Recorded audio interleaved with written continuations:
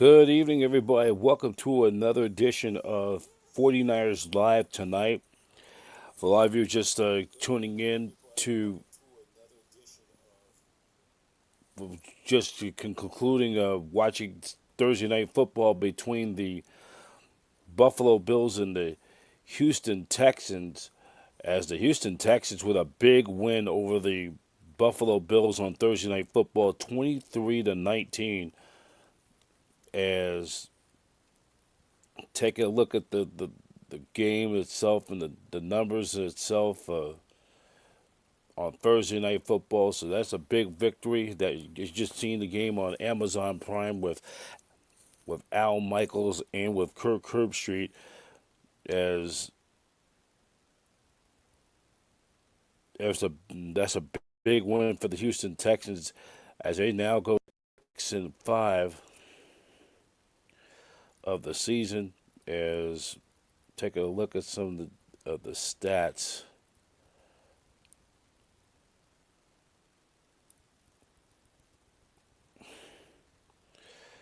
As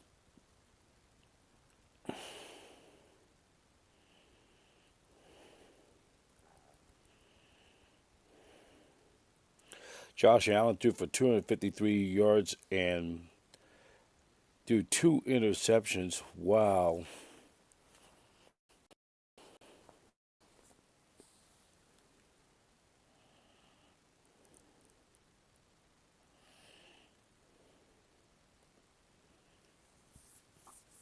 While quarterback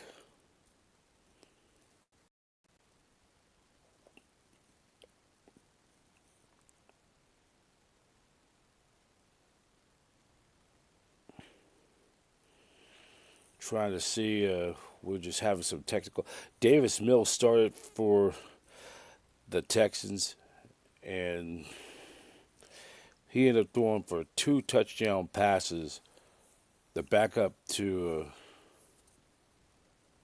C.J. Stroud, who was injured. So now the Texans are now improved to 6-5 of the season.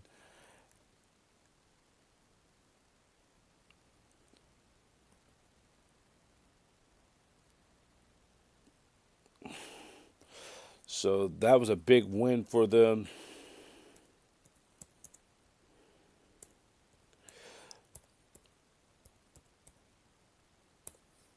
So for the Texans, they get a win.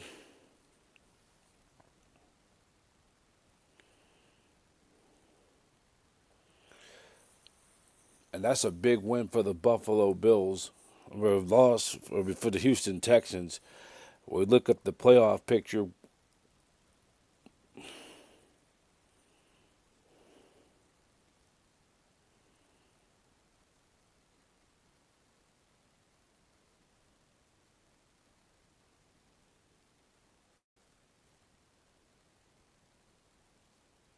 So just trying to lure this, trying to.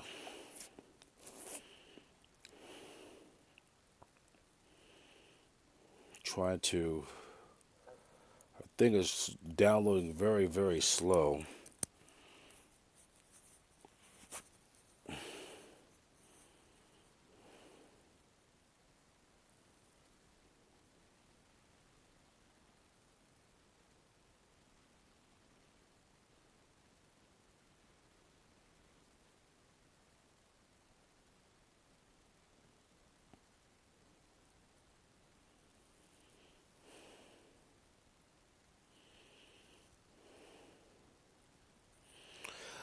So we're looking at Buffalo Bills with that loss, who came in tonight 7-4, now dropped to 7-5.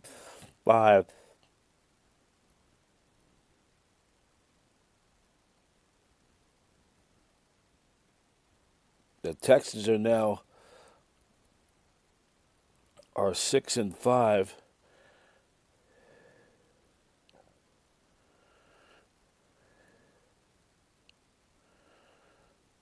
And right now, Buffalo would be in the sixth spot, and with the Patriots, who are 9-2, pick up a half game. They're now 2.5 games up in first place, 2.5 games up on Buffalo for the top spot in the AFC East. As And then Houston with their victory are right there, sitting at 8 for and they trail 6-5. They're a half game behind the Jaguars for the final playoff spot. And then right now, and then the Kansas City Chiefs would be 5-5, and they play an important game against the Indianapolis Colts on Sunday, and a must-win game for them in Kansas City.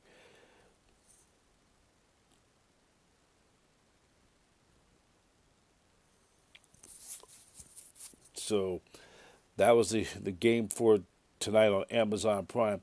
Tonight,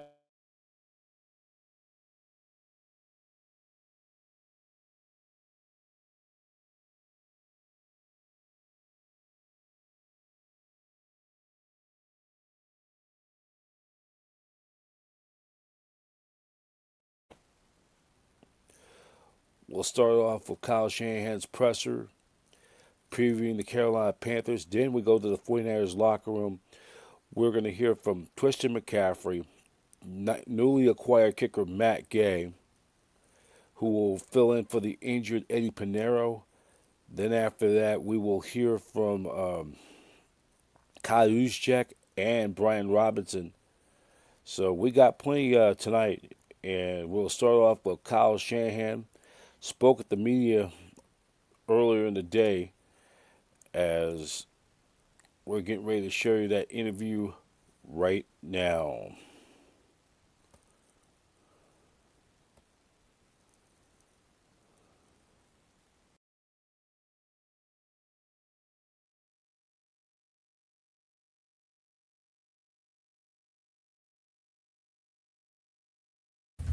What's up, guys? All right, injuries for practice today. Robert Beal in the protocol won't practice. Tatum Bethune, ankle, won't practice. Eddie Pinheiro, right hamstring, won't practice. Luke Gifford, hip, neck, will be limited. That's it. Go ahead. So Brock's a full go for practice, and is that just obviously he came out of the game fine, and what are you expecting out of him? Expecting a full go guy who gets better each week. How's Fred Warner's recovery going, and is there still an outside chance that he could possibly come back for the playoffs? I haven't asked that. I don't think so, but I haven't asked that. I'm sure it's going awesome. Fred works as hard as anyone on the planet, so it's going great. The Panthers used McMillan more in the slot last week. What kind of challenge is that? What are your impressions of him on film? I think he's a stud. He's going to be one of the best receivers in this league sooner than later. He's got all the skill sets to do it, and I think he's just getting started. Did you catch your eye in the draft? Yes. Yeah, Was big that time. somebody you thought might make it to you guys at 11? Well, we thought he was going to go before that, but you got to cover all those guys. You guys brought in Matt Gay as the new kicker. What did you like about him to bring him in? Obviously, Eddie Pinheiro has been great for you guys, but needing to fill that void. His experience, he's had a lot of success in this league, and looks real good during our workout. What does Evro's defense look like? What stands out? Just going against it over the years, it's a they do so many different things with fronts, personnel groupings, and everything. Yet they're extremely sound. Very rarely make mistakes. Hard to get big plays on them, and does a real good job. What did you see from Bryce Young when you watched the tape? What kind of challenges does he pose? Just has the ability to play at a high level. He was drafted for that reason. All you got to do is watch last week to see what he's capable of. Throwing for that many yards, being able to bring them back and win that game was huge. And he's getting more and more consistent as he goes. And you see a guy who's got a future in this league. He's not a prototype for a number one pick when you look at his height and all this stuff. What do you think caught everybody's eye to make him number one? Just how he played in college. How good he was at distributing the ball, how good he is at getting out of certain situations in the pocket, changing his arm angle, things like that. Has all the tools to make all the plays that a top guy would make, and just really the level he played at in college. Let's finally hit that 40-point threshold against the Cardinals last week. Offensively, what are you expecting out of a going up against a defense that's kind of ranking in the same area in the run game and the pass game in the Carolina Panthers. What am I expecting versus Carolina? Yep. Tough game. Tough game. What are the biggest challenges having to swap out middle linebackers again? Now you're on the third one, and is Curtis going to be the starter at that spot? Yes, and it's been good that Curtis has been here. Always been practicing for this moment and stuff, but it's just like when you're missing a quarterback or center. It's not just the ability of the guy, but everything runs through that position. And the Mike by far the most on the defense, getting everyone lined up, getting the adjustments with all the motions, and it's a huge deal schematically, mentally the challenge of it. But Curtis is the right dude for that. You tend to think that you tend to go on rotating Arch and Spencer Burford? Yeah, I think so. We'll see how practice looks this week, but yeah, we've liked the last 2 weeks of it. We think it's been done well for both of them, which means it does well for our team. But we'll always evaluate week to week and see if we continue that. What's your assessment of where the pass rush is right now, and how do you kind of get it going a little more? I mean, I thought we did get it going more last week. Didn't have the production of it, but I thought we hit Jacoby a number of times. I thought 3 of his biggest plays were our closest to sacks. I thought he did a good job hanging in there, throwing some good go routes when we did get to him. But I have seen that improve in weeks. Doesn't always mean that you get the sacks of it, but I get it's not going to be what it has been in the past. But trying to get the most out of it. The season has been win-loss, win-loss. Does that have to be addressed at all this week, just in terms of coming off a win and keeping that focus? I mean, I don't think we addressed really a narrative of win-losses like that, but you address how important this game is, which you do every week, but you find a different way to word it and whatever pertains to that week. And it gets more important the later you get in the year, especially playing against a team right now who's in the playoff hunt, fighting for first place in their division. So I think we fully understand how important it is to get a back-to-back win, and we also understand how important it is to get a win every week too. Coach, with Christian facing Carolina, and I don't want to put words in your mouth, has he exceeded your expectations as you look back to the trade that you made, and if so, how? Yeah, I mean, we knew trading for him that we were getting an extremely special player. But I still would say he exceeded expectations. He's even been, I mean, you know how good he is off of film. But once you get to work with someone and really see what makes him so good, you realize that he's even better than you thought. Where do you see? You hadn't asked if Fred could be back in the playoffs, but you didn't think that was going to be the case. Have you been told kind of a general timeline by the medical staff? Yeah, it was like 4 months ago, or whenever he got hurt. And I think I told you guys then generally. But I don't keep updated on injuries that don't pertain to this week every single second. So that's just why I don't have that question answered. But I can find out for you guys. Right. Or no status. Yes. You're throwing me off because I think today is Wednesday. All right, well, I'll be ready then. Where do you see Upton Stout in his development from week 1 to now? What are his strengths? I mean, I love how Stout plays. I mean, I think he plays exactly the way that we look for a 49er to play. Going back to his turnover on the goal line. I mean, the second effort he did there, I mean, he hit him with all he's got, and then he came back for another one, getting his hand there to pull the ball out. I think he plays, the way he swarms to the ball would probably be the number 1 on our defense right now. I love how hard he competes and how fearless he is. Christian said that this team has gotten a little too high after wins a couple of weeks ago. Is that something you've noticed at the mark of a young team, and do you feel like they're getting better at that? I don't know. I mean, I think that's what you say when we haven't strung together a couple wins in a row since I think we opened up this year. But I wouldn't say we get too high. I think after losses you're always naturally more desperate, and that's just human nature, and it's finding a way to be that desperate no matter what has happened the week before or what that day, that you just stay desperate. It's hard to do that 17 weeks in a row for 7 months in a row, but that's usually the best teams do. You're pretty adamant that Ricky Pearsall was not going to play until he was hitting all the GPS stuff that you wanted him to hit and showing in practice he could do those things. Did he have those same things in the game? He wasn't targeted much, but did you see what you wanted to see in terms of how he looked? Yeah, of course. I mean, it wasn't that I was adamant about that. You guys just asked a more detailed question, and I think Grant said he was healthy because he saw him shooting hoops. That what's wrong with him because he's shooting hoops in there, even though you can shoot hoops in a wheelchair also. And so I just answered why he wasn't healthy. I mean, guys who can hit over 20 miles per hour all the time and then can't hit 18 without feeling pain in their knee, that's a sign that they're not healthy. So that's all I was saying there.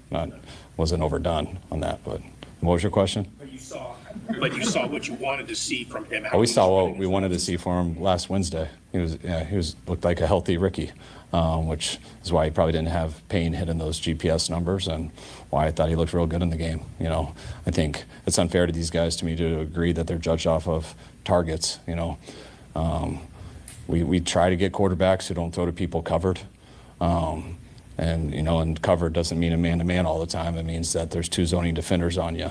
And so if a zoning defender's on one guy, then you move to the next guy and there's no one under and you get completion. So, like, you know, I can't remember a time in that game where we went to Ricky and he was covered by the guy guarding him with someone underneath. So I thought Ricky was awesome last week and expect him to be the same, if not better, this week. Martin, what'd you think of Martin? He got his first extended run. What'd you think? I thought he did a real good job. You know, I thought he ran and tackled very well. Really had just one mistake in the pass game, giving up just a 7 cut behind him. I think he had 14 plays, but 13 of them were real good. Just come up in Coach of the Year conversations again. What's that? Your name has come up in Coach of the Year conversations again. Did that recognition mean anything to you at all? No. Last one, guys. But I appreciate it. I'm not trying to sell anybody by that. But. Juice just played his 200th career game. Obviously, he's not like a 1970s sledgehammer fullback, but, you know, it's still quite a bit for fullback. But how, in your mind, are there things that would explain his longevity? I mean, I think if Juice needed to be that way, he would train his body to be that way and still be able to be that type of fullback. I think the game's a little bit different and how you use people and the angles that's created now compared to just ISO every play in the 50s. But I do think that stuff helps his longevity to a degree, especially at that position, because it becomes more than just an offensive guard in the backfield.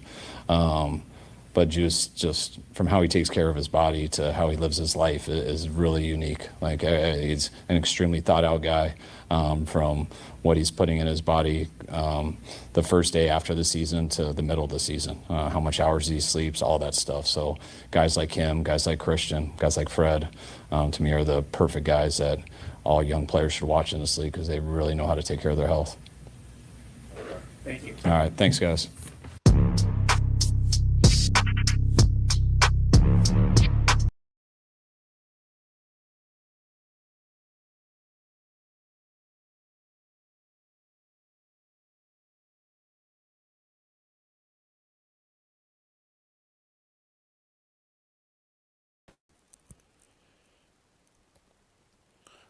All right, that's Kyle Shanahan talking about the 49ers getting ready, get ready to play the Carolina Panthers on Monday Night Football. That'll be coming up next Monday night on 5:15 kickoff time. That will be on ABC, and we'll be out there. I'll be out there taping my show, 49ers Tailgate, on Niners Radio 49.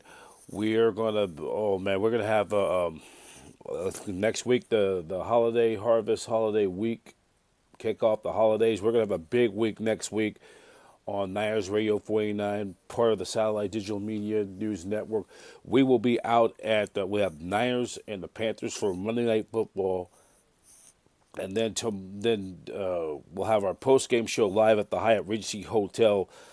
It will be a very condensed, shortened show on Monday nights. We'll go we'll have the post game presser, then and then after that, then for the whole week, we're going to be, and then on next Thursday will be the annual, 1 week from today, the annual Thanksgiving Turkey Bowl Championship for the San Francisco C-Section Championship.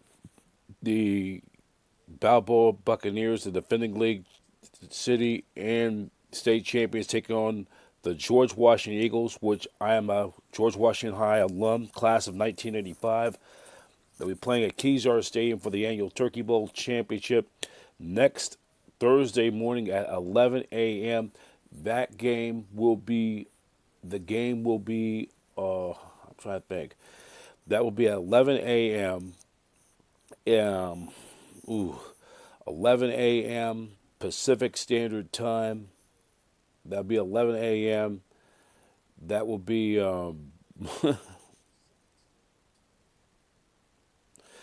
that'll be 11 a.m. at Kezar Stadium, the original home of your San Francisco 49ers, who played at that stadium from 1946 till 1970. So we're going to have wall-to-wall coverage of that Turkey Bowl, and then more football action. Then and then the Niners will have their. It'll be a short week for the Niners next week because then they'll travel to take on the Cleveland Browns. The wrap up the season, the wrap up the Thanksgiving holiday weekend. The following Sunday on November 30th, and then they'll go into their bye week. Before they finish, after their bye week, the Niners will have played 3 of their final 4 games within the at home. So Niners, it's a big game for Monday Night Football. The Niners trying to, the Niners, got some big games coming up with the last month and a half of this calendar year of 2025. We are going to take this time out. When we come back, we'll hear from the 49ers locker room. We'll have Christian McCaffrey, Matt Gay, Kyle Juszczyk, and Brian Robinson. Nice getting ready for an important Monday night game against the Carolina Panthers. Professor B here at the Satellite Digital Media Studios in San Francisco. You are watching 49ers Live tonight on Niners Radio 49. We'll be right back.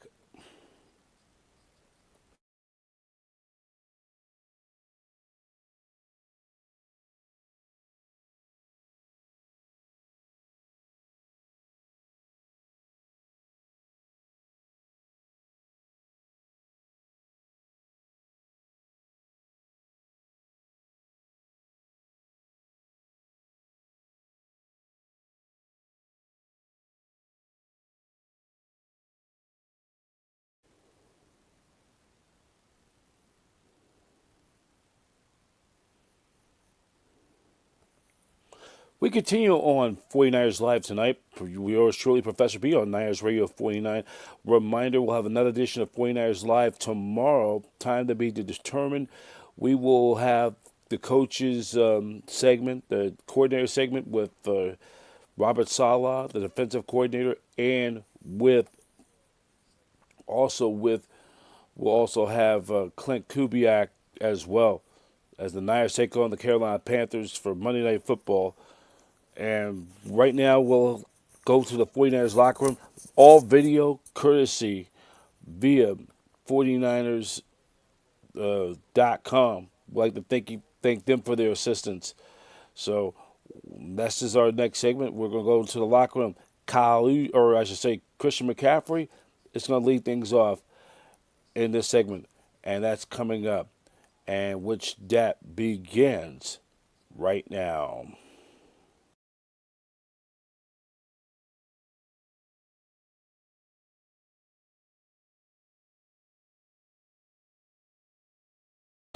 You have an appreciation, I'm sure, for how hard that is, his position. How would, in your mind, would you explain himself to He's different. Yeah, I don't know. It's 200 games is unbelievable in this league. To do it the way he plays at such a high level year in and year out is it's pretty incredible. It's inspiring to all of us, and he's such a great leader. He's a great friend, and he does everything right. And I don't know how else to put it. He's the ultimate pro, and somebody that when it comes to somebody you want on your team, he's first round pick. He's obviously very careful about what he puts in his body, his training. I'm sure meticulous and much the same way. Do you guys ever talk or share, swap stories or share tips? Yeah, for sure. We're always getting information off of each other. He's obviously a very smart guy. Went to Harvard, which is Stanford, the East. He's incredibly intelligent when it comes to taking care of your body. So I'm always looking for stuff from him to take. Chris, it's been a long time since you were in Carolina, but can you imagine, considering they haven't had a winning season in a while, and they're coming in to play the 49ers on a Monday night, which they don't often get, how big it is for that area and for that team? Yeah, I think it's a big game for all of us. Yeah. And, for us, it's about going out there, having a great week of practice and a great week of prep and executing at a high level. Is there added emotion because it is Carolina that you'll be steering across the other side of the ball? I take every game seriously, and this one I also take very seriously. How about the big game this weekend? Yeah, here's a big game this weekend. Yeah, go Card. You guys got to. Oh, go ahead. Ron Rivera was talking about you yesterday, saying that whenever he was around you, he made sure that you spoke slowly to him so he could understand. Yeah, he took that joke. Vast vocabulary. That's because he's a Cal guy? Yeah, that's true. You guys had a strong offensive game against the Arizona Cardinals last week. Other than executing the game plan, how do you guys kind of go into this one to kind of replicate that same strong performance up against the Carolina Panthers on Monday Night Football? Just have a great week of practice, great week of prep, and then come in with the right mindset on Monday. J.C. Horn was saying today that he was talking about how much of an impact you had on him, just in terms of watching you and how you conduct yourself and everything. Are there many guys left on that team that you played with? Yeah, there's a few. Definitely a few. Taylor Moton, same class as me. Yeah. Love that guy.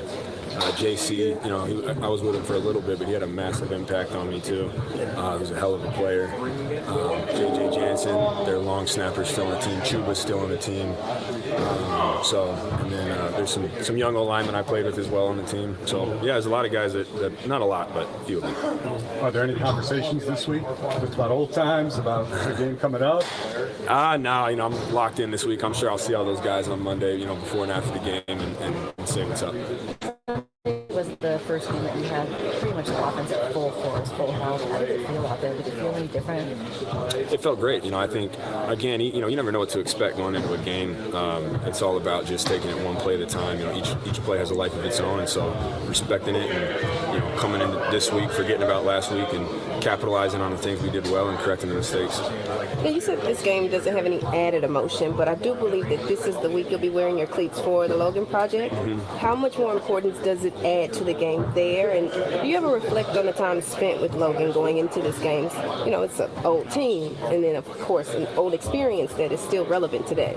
Yeah, I think I think it's so cool that the NFL does that with the My Cause, My Cleats, and to have the Logan Project on my cleats and to represent Logan and his legacy is, I don't take that lightly at all. That's a huge honor, and I hope we can make him proud. On your touchdown catch on Sunday, why was that a heads-up catch from block? That was kind of just, that wasn't technically it wasn't the call. We had a different route on, but they had dropped me. The guy actually got picked by Kittle, and so I kind of just found space, and he saw it, and I saw it at the same time, so it was kind of just two guys playing ball, and that was a good play by him. I think it's a little thing, but it's also a big thing. What you described about this game not being particularly important emotion-wise, they're all important. Real quick, I just want to make it clear, it is important. Yeah, I didn't say it's not important. It's a very important game to me, just like they all are. That's how I should have worded it. Yeah, no more important than others. Is that kind of recognizing life in the NFL that despite what people say is the team that's favored and all that, you got to show up every week. 100%. Yeah, 100%.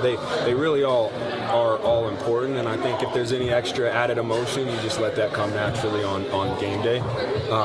But no, that's what I say. Any given Sunday, we're unlike other professional leagues where we have a limited amount of games, and each one is unbelievably important. Christian, you talked about that play with Brock. How often do you have that connection, and where you guys meet at the same point like that? I think when the opportunity arises, he's always done such a great job at doing it. It's not technically in the playbook, but it's something where when you're playing loose and you're playing free, stuff like that every once in a while happens, and hopefully you're there to make it work. What's this kind of been like for you? A little bit of whirlwind, I'm sure. Yeah, I don't really know where I am. Coming back from Madrid, Monday morning, and then getting released, and then flying to Utah, and then flying Utah to here. It's been a lot of travel, but blessed, grateful to have this opportunity. So. This is your 8th season, and they say experience is the best teacher, kind of taking which is a follow-up to what Nick just asked. When you are thrust into a situation mid-season to kind of take on the reins of being the kicker for this team that's had some success, how do you settle into that, and how do you feel going into this matchup on Monday? Like you said, I mean, year 7 or 8 for me, kicking's kicking, and so the uprights are the same wherever you go, and so I've kicked a lot of balls and feel comfortable with myself and going out there to perform, and it helps it when you got a veteran group like John and Thomas that are so established that the operation, you got nothing to worry about there, and so I've kicked in the stadium before, and so I feel good coming in. I kicked a lot of balls, and I feel like I'm hitting the ball well right now. Kicking is such a brotherhood. Did you know Eddie even before this? Yeah, so kickers are the fraternity, so you keep in touch with guys and you follow his career and stuff. So even just seeing him and talking to him, it's been great to catch up with him. And he's had a great year here, and so watching what he's done here has been awesome. So really happy for him. There's only 32 of you guys. Were you kind of standing by waiting for a phone call? Were you expecting this might happen at some point this season? After they released me on Monday, I didn't think that I would be getting a call anytime soon. Guys have been having good years, and so I was prepared for my bye week, or Washington's bye week, which I was headed home for. Got a call at the airport, so it was abrupt. I didn't really see it coming. But again, it's just one of those things that I'm just grateful for, blessed to have an opportunity to just continue to kick wherever that may be. You've had a lot of success in this league with a few different teams. Why do you feel it didn't work out in Washington? That's a good question. The operation was awesome. Tress and Tyler Otto over there are great. I love being there. I love my time there. I don't know. God has plans, and sometimes it doesn't work out. Doors open for other places, and so whatever that opportunity may be. I mean, he blessed me with an opportunity to come here and get to kick for however many games that may be until Eddie's back, and so he's got a plan for me, and I trust that plan, and just happy to be able to keep kicking. Yeah. Other kickers say Levi's is one of the trickier ones, just in terms of figuring out wind and things like that. What have been your impressions of when you have kicked here in the past? Yeah, there's definitely been a swirling wind that happens at Levi's. I'm fortunate enough to be able to have played here a couple times, and so I've kind of been able to figure it out. I think the best teacher is other people, and so you watch Robbie Gould, who kicked here for a long time, and he figured the stadium out. So you watch some of that stuff and kind of see what he's done and take notes on that. But yeah, it's definitely got a tricky wind in there, but I mean, kick is kicking. You get there game day and figure it out and see which way the ball's flying, and just trust that plan going in. Kicking's kind of a strange existence, but is it strange to think that you guys can kick these guys out of the Super Bowl? I was going to ask that. Yeah. You had any flashbacks? Keep it down. Yeah, it's crazy how, right? Like, you're in LA and we're rivals for so long, and you're used to playing against them, and now you're on their team. So it's definitely different to see, looking back a couple years ago, playing that game and kicking them out. But now I'm Team 49ers. So they signed me. I'm wearing the red jersey this time. So I just want to do what I can to help this team win. In that same nature, they say that kicking is kind of a mental game, right? So being that you're coming from Washington and then coming here, does it feel like new team, new season, and mentally kind of refreshed coming off a team where it didn't necessarily work out? Yeah, definitely. I think anytime that one door closes and one opens, whatever's going on mentally, it can definitely be a little refresh, a little restart, and so you can kind of just let go of the past and kind of start fresh. And again, I feel like I've been hitting the ball really, really well. Kicking is definitely mental, and so I feel like my mind's in a very good spot. But sometimes just a change of scenery and some things like that can definitely re-spark some things and give you a fresh look at it. So I feel good. I'm excited to be here, and hopefully it is a little refresh, a little restart. I feel like fullback things are truly when you're like in the I formation or offset I. All that other stuff, I really see as tight end, H-back type of stuff, and something that I've always felt comfortable doing. So I just think being able to adapt and find any way possible to stay on the field. Say it again? What do you mean? Oh yeah. What do you get? I have my whole garage is just full of that type of stuff. But yeah, I got jerseys from every Pro Bowl. I always keep, my name tag from the locker wherever we're at. You get a hat, you get like a watch, a bunch of random stuff. It's going to be in San Francisco. Pro Bowl games are in Las Vegas. Yeah, that'll be players. What do you think about like that whole format with the close? I'm torn. I was a part of that kind of committee of kind of suggestions on which direction we would go. I don't know. I think there's positives and negatives to it. I do think keeping it in the same city as the Super Bowl, we'll get more eyes on it. We'll get more participation out of players. I know they want the best quarterbacks to play in the Pro Bowl. And some of the recent years, a lot of times you've seen those guys bow out of it. So it'd make a lot of sense for it to be in the same city. Because we'll have NFL honors. Everybody is usually involved with the marketing side of Super Bowl week. So a lot of big names will be there. So it'll be interesting to try it out for a year. I think it'll be good. We'll see how it goes. You do have a fullback number. That's yeah, 44 is a fullback number. Well, what's ironic about that is I chose it because of a tight end. Dwight Clark was one of my favorite. Dallas Clark was one of my favorite players growing up, and he was a tight end. So. Yeah, and you undoubtedly met Rathman here. He was a memorable 44 before you. So. Absolutely, absolute stud. Yeah. Growing up, I always wanted to be a receiver.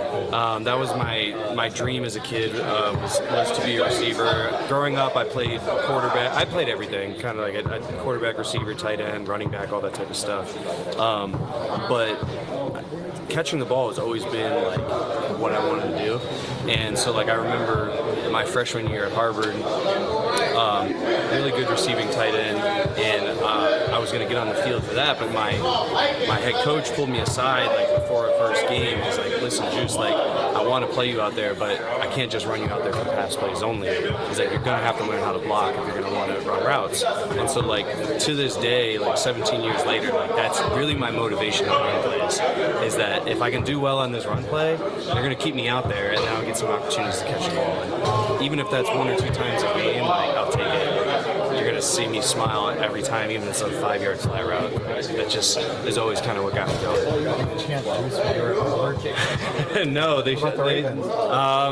someone asked me that. I think they may have towards the end of my career in Baltimore, but I honestly, it's been going on for so long, I can't remember exactly what it was. What number were you? 44. You're coming off of a career high in tackles in your last game. How does it kind of carry some momentum going into this game? Obviously, you guys are trying to string along and stack wins, but does it help as you grow confidence at that role for the first time? It definitely does. I think there's a lot of things I can improve on from the last game from an execution standpoint for sure. So that's really where my head is at. Mostly it's just kind of improving on the little things that, I didn't do so well in the last game and making sure that I'm putting myself and my defense in a better position to succeed. Kind of a communication Fred Warner had with you this week? It's nice. We have him here in the locker room, so I get to talk to him whenever I really need. He's in the training room or the cafeteria, so it's really easy. He's always super encouraging, and for me, I know if anything ever comes up, I can go to him. You guys watch film together at all, or not? He's pretty busy with his rehab, so I kind of let him handle that. I know how hard that can be, so I really don't bother him with that stuff. And let him have, we go Mallet, Tatum, Tate. We like to watch them together. So. Sala and Johnny, the other main driving forces. Yeah, they're super supportive and really helpful. Sala's a genius, so I try to just soak him as much as I can, even when I wasn't starting. And then with Johnny and KJ, it's really nice to have them as well. You're playing a quarterback that went to your high school. I did, yep. But you were 4 years ahead of him, I believe. Did you pay attention, when you were at Stanford, what he was doing at modern day? I did. It was really cool for me to see. It felt like we were right there so much when I was there, and we came up short a lot of years. And so to watch him and the St. Brown brothers kind of take that team to the next level was awesome for me. So I'm a huge fan of Russ.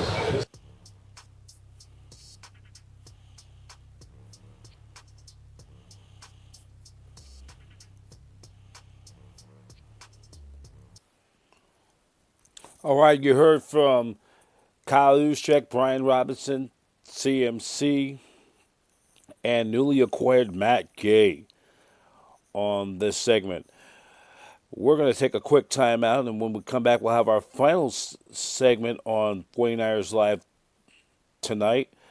And then after that, we'll get you ready for what's on deck for our next podcast.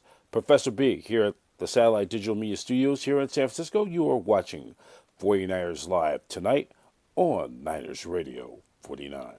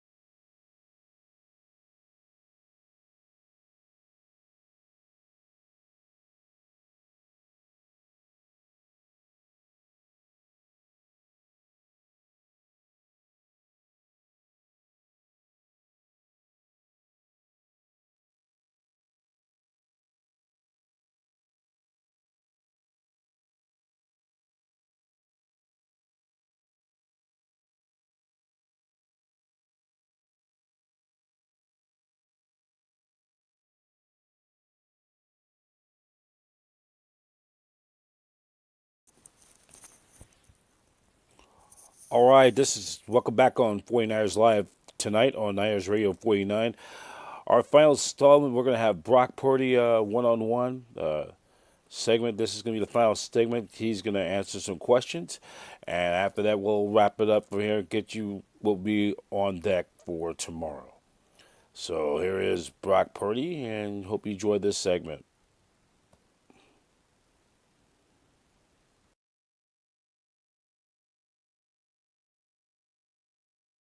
Today I'm answering all of your most searched questions about me. Let's go. When did Brock Purdy enter the NFL? Start his first game. Dang it. 2022. Who asked this?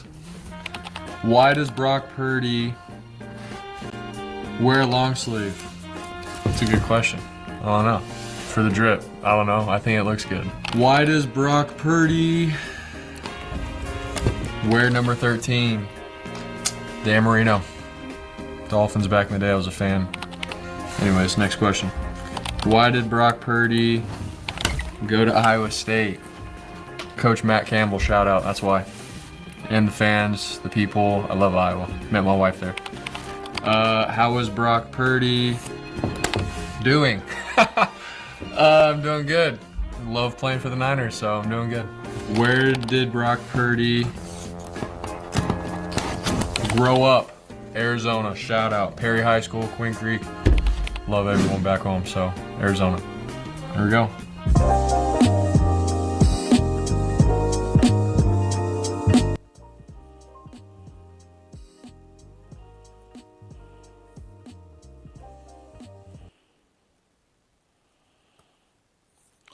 All right, that was Brock Purdy in that segment. We're gonna get ready to wrap it up for this time on Niners Radio 49, 49ers Live tonight. That one-on-one segment with Brock Purdy. And tomorrow we'll have another edition of 49ers Live here as we're going to get you ready. We'll have the coordinator segment with both Robert Saleh and defensive coordinator and offensive coordinator Clint Kubiak for tomorrow. Get you ready for 49ers and the Panthers. We'll have our Behind the Enemy Line segment, though, too. We hear from the Panthers, and they're about the teams right there in the thick of the NFC playoff picture. And a reminder, coming up next Thursday will be the annual Thanksgiving Turkey Bowl Championship between the George Washington Eagles and the Balboa Buccaneers at Kezar Stadium, the original home of the San Francisco 49ers from 1946 through 1970. Kickoff times at 11 a.m.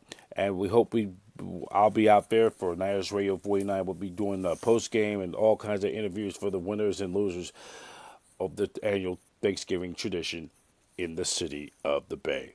That's it for now. Professor B, I'd like to shout out to the San Francisco 49ers, 49ers.com for all the rolling footage.